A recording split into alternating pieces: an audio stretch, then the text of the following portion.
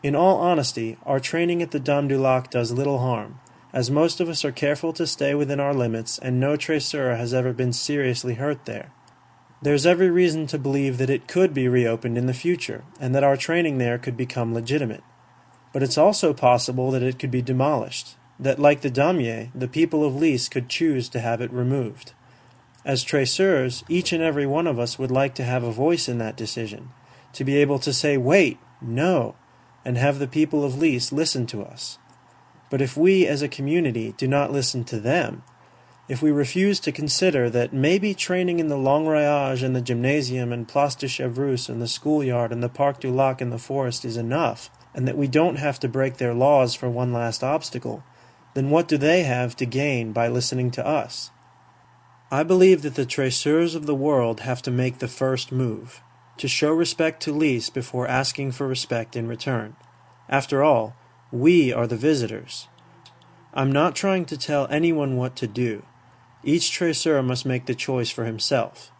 All I ask is that each and every person truly thinks about this question. Don't just brush it aside and excuse yourself by saying that everyone else does it. If that was a valid reason, you'd be training in a gym instead of in the streets. Consider the matter carefully and take responsibility for your choice, because it truly is your choice.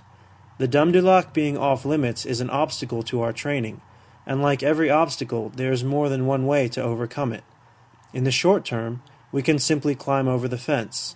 But parkour is a lifelong discipline, and in the long term, the path we take as a community in the next few years will determine whether or not we ever earn the respect of the people of Lisses, and what the pilgrimage will look like for those who come after us.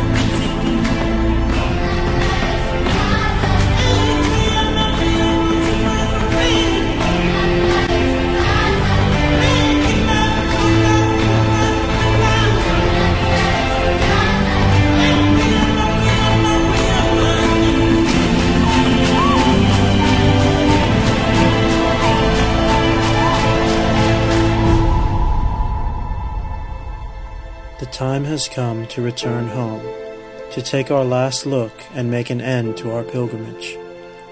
We would linger if we could, but our time in Lisses is only a single step on the path of the traceur, and each of us must be ready to move forward. Yet even as we turn our eyes to the rest of the world, a part of us remains behind, standing silent and alert and waiting to welcome the next traveler in the true spirit of parkour.